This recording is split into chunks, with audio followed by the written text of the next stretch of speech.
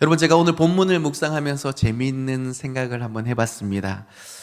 우리가 매일 하는 이 염려, 이것을 무게로 잴 수 있다면 과연 얼마나 나갈까요? 아니, 진짜 웃긴 게 뭐냐면요, 아침에 일어나자마자 오늘도 출근해야 되나 이러면서 1kg짜리 염려를 딱 들고 시작하는 거예요. 이게 끝이 아니에요. 출근길 버스 안에서 이러다 지각하는 거 아니야? 라고 걱정하면서 2kg짜리 염려를 또 추가하게 됩니다. 직장 갔더니 상사의 표정이 심상치 않아요.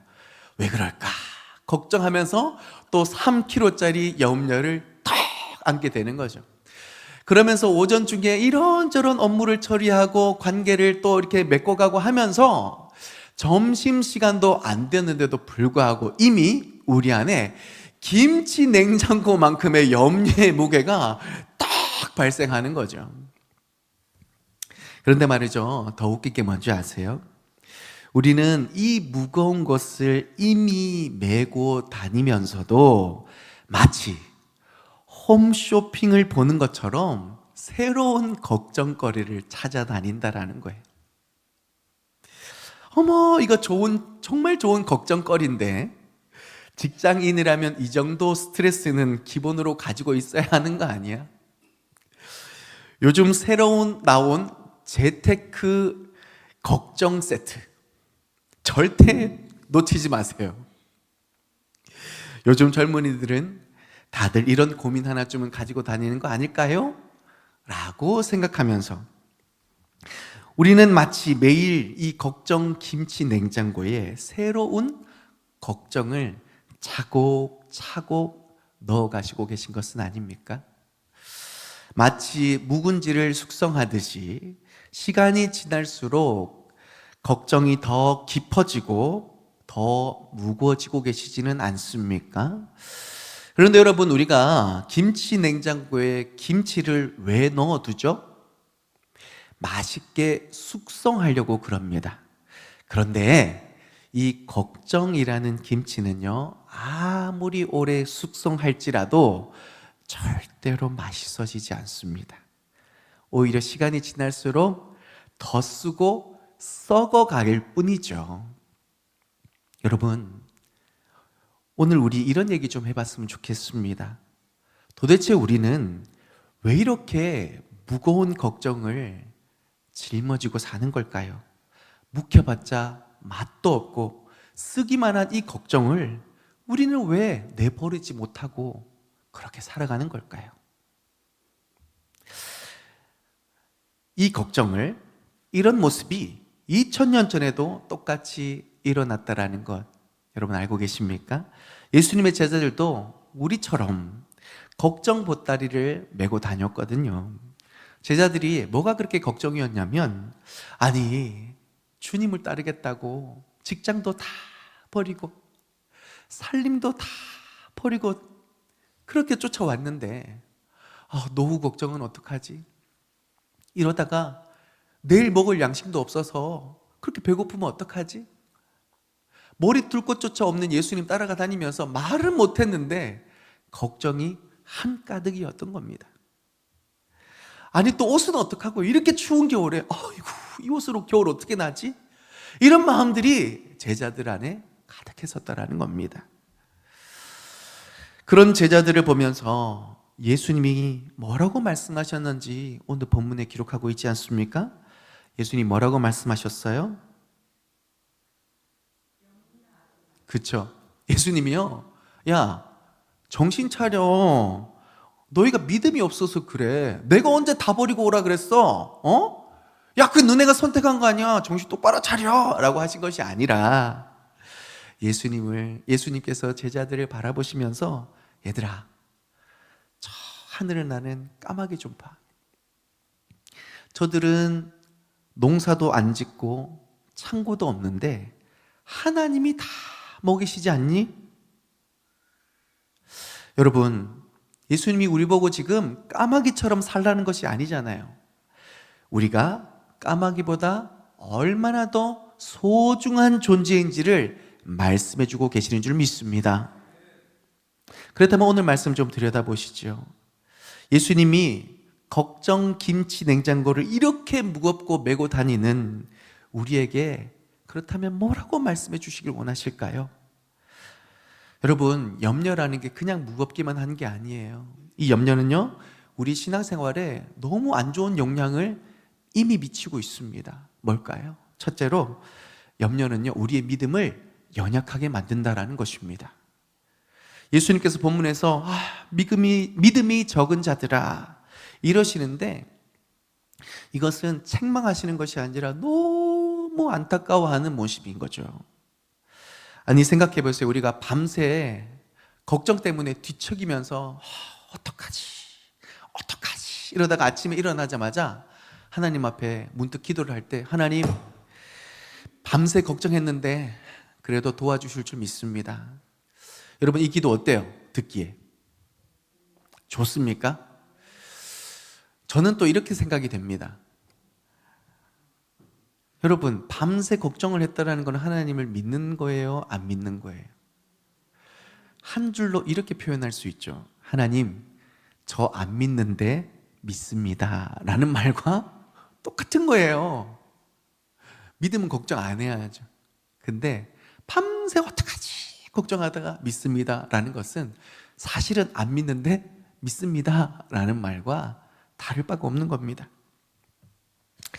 두 번째 염려는요, 여러분, 도둑놈입니다. 잘 보세요.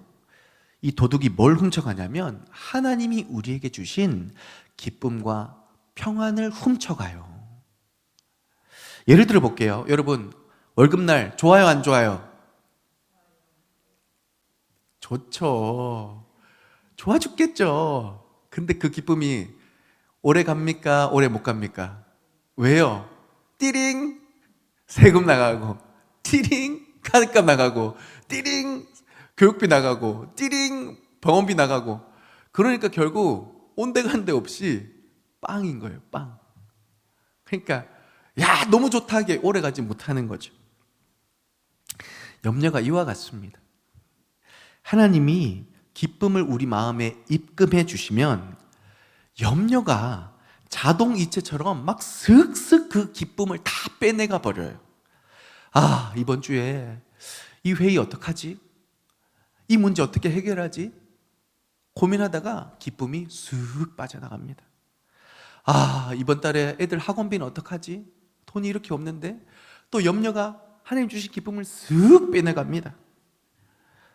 아, 병원도 가고 보험도 들어야 되고 정말 기가 막힌 여러 가지 상황 속에서 하나님이 매일의 삶 속에 기쁨을 충만하게 막 꽂아주시는데 항상 염려가 그 모든 것을 다 훔쳐가 버려서 기쁨의 창고가 빵이 되는 거예요. 세 번째가 진짜 무서운 건데요, 염려는 우리 시선의 초점을 흐트려 버립니다. 여러분, 혹시 카메라 한번 찍어 보신 적 있으세요? 핸드폰으로도 찍으시기도 하는데, 여러분 만약에 이 컵을 찍는다고 했을 때에 이 컵에 초점을 맞춰준 게 아니라 이 컵 뒤에 있는 배경에 초점을 맞추어서 딱 찍으면 어떻게 돼요? 컵이 제대로 나옵니까? 제대로 안 나오죠. 희끄무리하게 이게 컵인지도 모르게 이 컵의 아름다움을 전혀 발견할 수 없는 이상한 사진이 찍히게 되어 있습니다. 염려가 바로 이렇게 우리를 영적인 초점을 흐트러뜨리는 거죠. 하나님께서 우리의 삶의 모든 문제를 해결해 주시는 전능하신 하나님이신 줄 믿습니다. 그 하나님이 지금도 우리와 함께 하시는 줄 믿습니다. 그런데 염려가요, 그 전능하신 하나님과 초점을 맞추는 것이 아니라 그 문제에 초점을 맞추게 하면서 살아계신 하나님, 전능하신 하나님, 신실하신 하나님을 똑바로 바라보지 못하게 하는 겁니다. 이게 무서운 거죠. 우리가 하나님을 믿는데 믿음의 역사가 일어나지 않습니다. 하나님 우리와 함께 하신다고 하는데 함께하는 그 매일의 삶의 기쁨이 아니라 걱정과 불안과 원망으로 뒤바뀌고 있다면 이 얼마나 무서운 일입니까? 여러분, 사실 우리 대부분이 힘든 형편에 살고 계시잖아요. 월급이 많지도 않은데 물가는 자꾸 올라가고, 자영업 하시는 분들은 장사가 자꾸 안 되고, 힘드니까 염려가 찾아오는 것은 당연합니다. 그런데요, 여러분, 이렇게 한번 생각해 보실래요? 우리가 밤새 염려한다고 월급이 올라갑니까? 밤새 우리가 걱정한다고 장사가 잘 되던가요? 자녀가 잘 되고 취업이 잘 됩니까? 안 돼요. 염려가 이런 거예요. 우리의 눈을 흐리게 해서 우리의 삶을 인도해 주시는 하나님은 안 보이게 하고 걱정만 그냥 눈덩이같이 커 보이게 만드는 것이 염려라는 겁니다. 어느 날 한 남편이 아내에게 와서 여보, 이제 더 이상 돈 걱정하지 마 이러는 거예요. 할렐루야. 왜 다들 막 이 아내가 눈이 번쩍 띄어지면서 여보, 로또라도 맞았어? 라고 물었는데 이 남편이 하는 말이 기가 막힙니다. 아니 여보, 내가 그동안 진짜 치열하게 고민하고 걱정했는데 단 한 푼도 못 벌더라고. 무슨 말이에요? 고민해봤자 벌 수 있는 게 아니에요, 돈이. 참 웃기지만 슬픈 현실이죠. 여러분, 염려의 정체가 딱 이런 겁니다. 염려할수록 좋아지는 것이 아니라 오히려 우리가 방금 살펴봤듯이 우리의 믿음이 약해지고 하나님이 주신 기쁨도 다 빼앗기고 결국에는 하나님이 안 보여서 믿음의 자리를 떠나게 만드는 것이 염려인 것입니다. 그런데 이런 염려가 가득한 우리에게 예수님이 뭐라고 말씀하세요? 얘들아, 네가 내 자녀라는 것을 좀 기억하면 안 될까? 저 까마귀를 봐. 저 친구들은 염려 안 해도 잘만 사는데 하물며 너희는 내 아들, 내 딸이잖아. 아멘이십니까? 아무도 까마귀한테 관심을 안 가집니다. 아무도 뭘 먹여주지 않습니다. 오히려 부정하다고, 기분 나쁘게 생겼다고 다 피하는 새임에도 불구하고 우리 하나님은 일일이 다 먹여주시며 은혜 베풀어 주시는데 하물며 피로 값주고 사신 우리 인생을 하나님께서 먹이시고 입혀주시지 않겠습니까?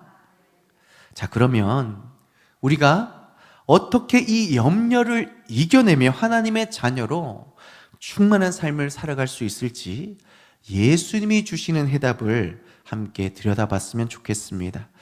우리가 염려하지 않고 믿음으로 승리하는 방법은 첫째로 하나님께 우리의 염려를 맡겨드려야 합니다. 들에 핀 백합화를 보십시오. 솔로몬의 모든 영광으로도 입은 것이 이 꽃 하나만 갖지 못하였느니라고 기록하죠. 예수님은 이 말씀을 통해 우리에게 놀라운 진리 하나를 가르쳐주고 계십니다. 하나님께서는 들풀 하나하나도 이토록 세심하게 돌보시는 분이라는 겁니다. 하물며 심히 좋았더라. 당신의 형상대로 지었기에 이렇게 감탄하며 지으신 우리 한 사람 한 사람의 인생을 그냥 두시겠습니까? 책임져 주실 줄 믿습니다. 심히 아름다웠다고 말한 그것이 결코 후회가 되지 않도록 하나님께서 먹이시고 입히시는 줄 믿습니다. 그렇다면 우리는 어떻게 이 염려를 하나님 앞에 맡겨드릴 수 있을까요?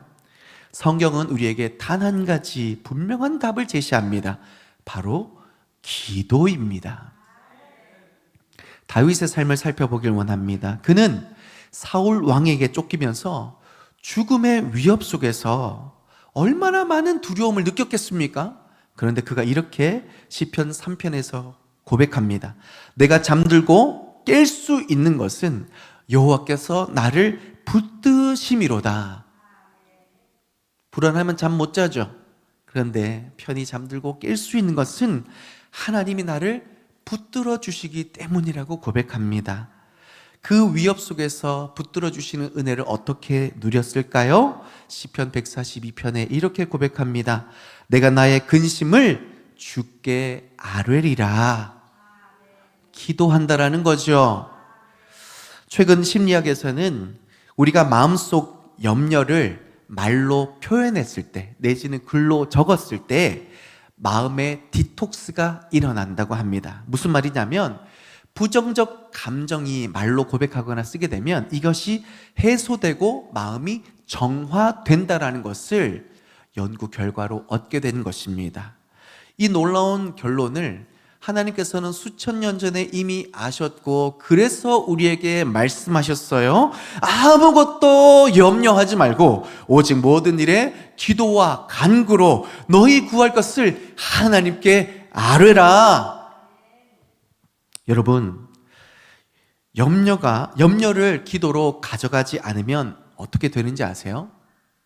염려하는 마음속에 기도하지 않으면 어떻게 되는 줄 아세요?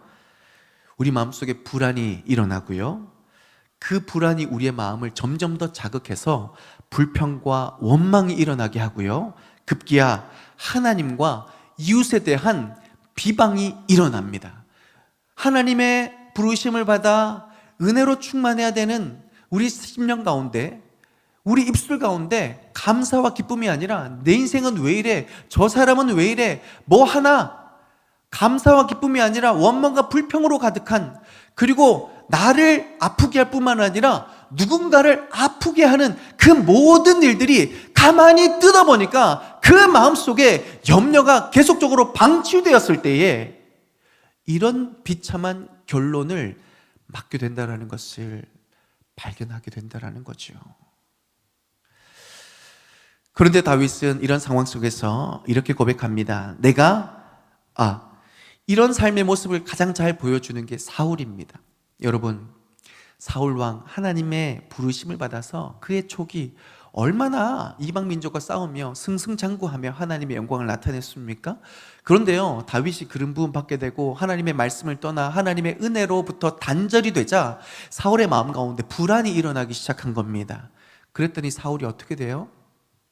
하나님께 기름 부으심을 받은 다윗을 죽이려고 시기와 질투를 넘어서서 사람을 죽이려고, 심지어 하나님께 기름 부음을 받은 하나님의 사람을 죽이려 하는데 서슴이 없었던 겁니다. 염려가 이토록 한 사람을 비참하게 망가뜨릴 수 있다는 것을 사울을 통해 우리가 발견할 수 있게 되는 거예요. 그런데 다윗은 동일한 불안한 상황 속에서도 이렇게 고백합니다. 시편 32편에 내가 입을 열지 아니하였을 때에 종일 신음함으로 내 뼈가 쇠하였도다. 염려를 주님께 토해내지 않으면 내 뼈가 상한다, 고통스럽다라는 것을 고백하고 있는 거죠. 반대로 해석하면 뭐예요? 하나님 앞에 내 염려와 불안을 다 토해냈더니 하나님께서 내 영혼을 소생시키신다라는 거죠. 그래서 시편 23편의 고백이 다윗의 분명한 일생의 고백이 된 것입니다. 내가 사망의 음침한 골짜기를 걷는다 할지라도 여호와께서 나를 푸른 풀밭 잔잔한 시냇가로 인도하시니 평안히 나의 삶을 붙들 뿐만 아니라 그의 일생에 여호와는 나의 목자시니 내게 부족함이 없으리로다. 따라서 여러분, 이 은혜를 힘입기 위하여 오늘 우리가 이런 시작을 결단했으면 좋겠습니다. 염려되는 일이 있을 때마다 즉시 하나님 앞에 기도하는 것입니다. 하나님, 이 상황이 지금 너무 걱정됩니다. 불안합니다. 하지만 백합화도 돌보시는 하나님께서 제 삶을 이끌어 주실 줄 믿습니다. 돌봐주실 줄 믿습니다. 이렇게 기도의 문을 열 때 하나님의 은혜가 들어오고 모든 지각에 뛰어난 하나님의 평강이 우리의 마음과 생각을 지키시는 역사를 보게 될 줄 믿습니다. 둘째로 우리는 현재에 집중하는 삶을 살아가야 합니다. 오늘에 충실한 삶을 살아갈 수 있어야 되는 거죠. 예수님께서 25절에 이렇게 말씀하십니다. 너희 중에 누가 염려함으로 그 키를 한 자나 더할 수 있느냐? 이게 무슨 말일까요? 키가 크고 싶다고 염려한다고 1cm가 자라나요? 아니요. 0.01mm도 자라나지 않습니다. 직장의 문제를 걱정한다고 해결됩니까? 안 됩니다. 자녀의 미래를 불안해한다고 해결됩니까? 잘 됩니까? 아니요. 오히려 제가 해보니까요, 잔소리만 늘어나더라고요. 예수님은 이처럼 날카로운 이 질문으로 우리의 무익한 염려에 대해 경고하고 계시는 겁니다. 예수님이 말씀하시죠. 그래서 내일 일은 내일이 염려하도록 하라라는 겁니다. 그날의 염려는 그날로 족하다는 겁니다. 내일은 내일이 염려하라는 게 뭐예요? 내일을 열어가시는 하나님이 고민하고 준비할 터이니 너는 오늘 허락된 그 하나님의 은혜 가운데 충실히 기쁨으로 살아가는 주님의 말씀인 줄 믿습니다. 우리 인생은 마치 긴 계단을 걷는 것과 같습니다. 계단을 오를 때 한 걸음 한 걸음 차근차근 밟아 올라가야 결국 결승 지점에 이룰 수 있게 되는 것이죠. 아이고 이놈의 계단 같으니라고 그냥 하면서 막 3계단 4계단 뛰쳐 올라가려다가 어떻게 돼요? 넘어지고 다치는 거예요. 하루하루에 충실한 삶을 살아갔던 한 사람이 있습니다. 사도 바울입니다. 그는 로마 감옥에 갇혀 있으면서도 이렇게 고백합니다. 내가 궁핍하다 하는 것이 아니라 어떠한 형편에든지 내가 자족하기를 배웠노니. 이 바울이요, 내일 사형당할지도 모르는 이 긴박한 상황 속에서도 자신의 모든 미래를 하나님께 맡기고 오늘 내가 이 감옥에서 할 수 있는 일에 집중했던 것입니다. 초대교회에 편지를 쓰고 하나님의 말씀으로 그들을 권면하고 또 간수들에게는 복음을 전하고 찾아오는 이들에게 최선을 다해 하나님의 뜻을 알려주고 그를 위해 기도하고 그렇게 하루하루 충실히 살아갔더니 그의 편지는 우리가 읽는 성경이 되었고 또 그의 복음 증거를 통하여 로마가 복음화되는 그 놀라운 일에 한 축을 감당하는 믿음의 놀라운 삶을 살아갔던 것입니다. 하나님께서는 우리에게 오늘이라는 선물을 주셨습니다. 지금 이 순간 내 앞에 있는 일에 최선을 다하는 것, 그것이 하나님이 원하시는 삶인 줄 믿습니다. 직장에서 만나는 동료의 이야기에 귀 기울여 주는 것, 자녀의 작은 질문에도 진지하게 답해 주는 것, 부모님께 안부 전화 한 통 드리는 것, 그리고 생업을 위해 정말로 답답하고 어려울 수 있지만 최선을 다하여 주어진 시간에 일하는 것, 이런 작은 순종들이 모여서 하나님이 기뻐하시는 삶으로 영광 가운데 나아갈 수 있게 되는 줄 믿습니다. 사랑하는 성도 여러분, 우리가 오늘 하루 주어진 은혜에 집중하며 최선을 다할 때에 하나님께서는 그 모습을 통해 놀라운 일을 이루어 가실 줄 믿습니다. 로마서 8장 28절에 우리가 알거니와 하나님을 사랑하는 자 곧 그의 뜻대로 부르심을 입은 자들에게는 모든 것이 합력하여 선을 이루느니라. 아멘이십니까? 우리의 작은 순종이 하나님의 크신 계획 안에서 어떻게 사용될지 사실 우리는 알 수 없습니다. 그러나 하나님은 아시죠. 우리의 생각보다 더 큰 일을 행하시는 하나님의 계획이 우리의 계획보다 더 크고 놀라운 줄 믿습니다.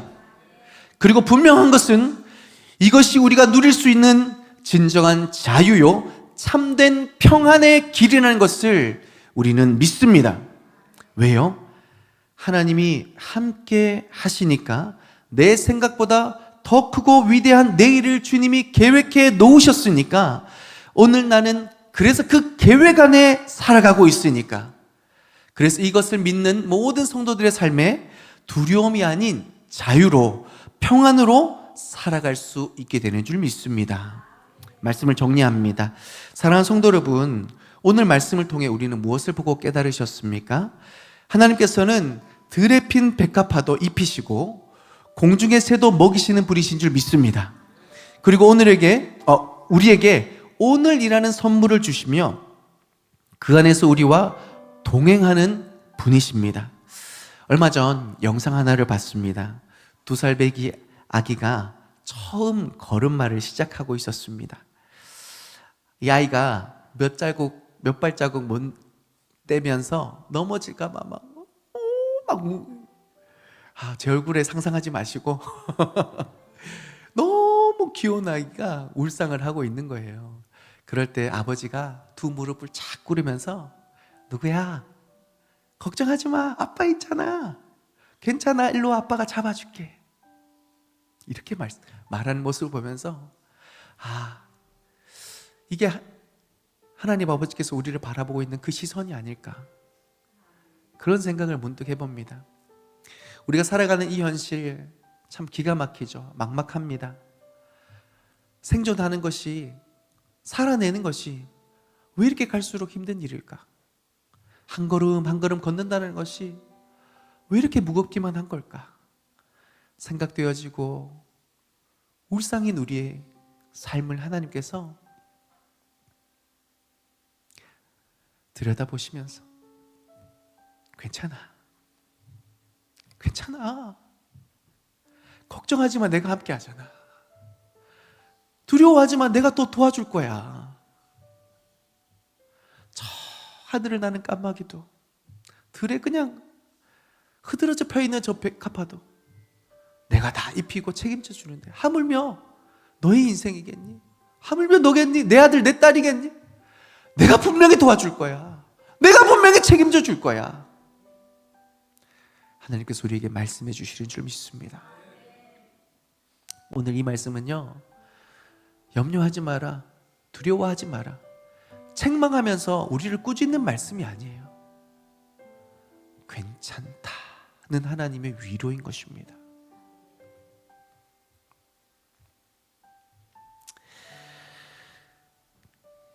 그런 하나님의 위로 앞에 주님께서 이렇게 말씀하시죠. 다만 너희는 그의 나라를 구하라. 그리하면 이런 것들을 너희에게 더하시리라. 이것이 바로 하나님이 우리를 향한 약속입니다.